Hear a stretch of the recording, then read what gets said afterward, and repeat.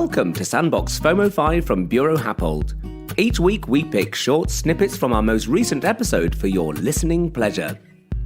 These quick listens could be valuable insights, thought-provoking elements, or even practical advice that will no doubt enrich your life and knowledge. Sandbox brings together curious individuals interested in a specific topic to discuss, dissect, and interrogate it. The style is conversational, with experts from Bureau Happold and invited external guests who will add another angle to the narrative. Listeners are encouraged to gather around our podcast so that we can explore the latest advances in various fields and expand our collective horizons. Sometimes we'll tackle a subject head-on, sometimes a sideways view, but always with curiosity, expertise, and who knows, maybe even a dash of humour. I would like each of you to distill your definition of a retrofit. And Anna, I'm going to go to you first because I was struck by something you said when we've chatted before about if you ask 20 different people to define a retrofit, you'll get 20 different answers. So what's your answer first, please, Anna?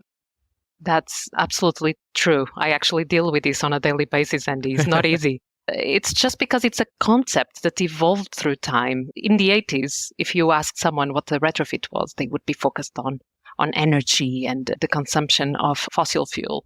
But in 2024, there's still some debate on what retrofit means. And for me, it needs to be a very broad definition of making changes to keep a building occupied, relevant, and as efficient as possible. It needs to be this broad as a definition to then see what other people actually consider. I love it, Anna. That's fantastic. Thank you. And I'll go to Gillian next, please. I think what's interesting is the sort of two directions as a group that we're coming at it from, as it were, the structural point of view, and then the functional and the added value element. I think it's interesting that the Bartlett School of Architecture in the University of London is in fact a retrofit of an earlier building. I think Waite's House was a 70s building. It's been performing the same function, but it was substantially retrofitted and much benefit came from that. I worked there a bit, so I know. And I think there's a sort of feeling, at some point somebody said about buildings that have worn out. There is a feeling of things that have worn out, but there's no reason why they can't come back. I often cited a particular triumph of the moment is the Sheerness Church, which got the RICS big award just in the last few days. It was subject to an arson attack, and I suspect at some point people just said, well, that's it. It's a rather lovely sort of very early 19th century classical church, but it's a shell. But no, it's back, and it's in every respect, it's ticking the boxes of that particular part of the country, that particular place.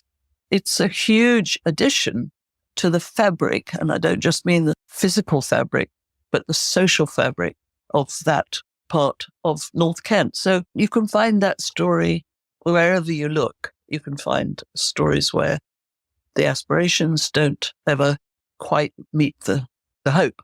In other cases, it goes better than anybody dreamed. And partly, I'm approaching, because I'm not a structural engineer, in a sense, from point of perception and usage and so on. It's kind of a huge opening box. What we're looking at now and hearing about and reading about is incomparable in terms of the possibilities.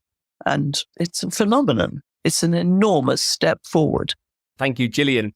Darren, over to you. How would you define retrofit? I think I'd echo what Anna said as well, that it's a very broad term, and I think you will get different answers, and probably each project is going to have its own specific answer to that question as well. What is retrofit for that project? But I guess for me, I'd say it's a new way of using an existing building or structure, I'd say. I think most of the time that's looking at a whole building or maybe even a whole area. It also includes reusing the actual building fabric as well, and maybe taking pieces of one building and sort of finding another life for them. And I think the aspect that's most meaningful to me about it is The buildings which have fallen out of use, they used to have a real kind of meaningful day-to-day use for people, and then for whatever reason that's ended. And it's tempted to think that that's the end of the building's life. But a lot of times these buildings do still have a promising future via retrofit. Well, I hope you enjoyed that quick dip into our last episode of Sandbox. Don't forget to subscribe to follow the show. You'll find Sandbox in all the usual places, including Apple Podcasts, Spotify, Bureau Happold's YouTube channel, and on the Bureau Happold website. What's more, if you want to join the conversation on X, known as Twitter to its old friends, use the hashtag BHSandbox. We'd love to hear from you on any of the topics discussed.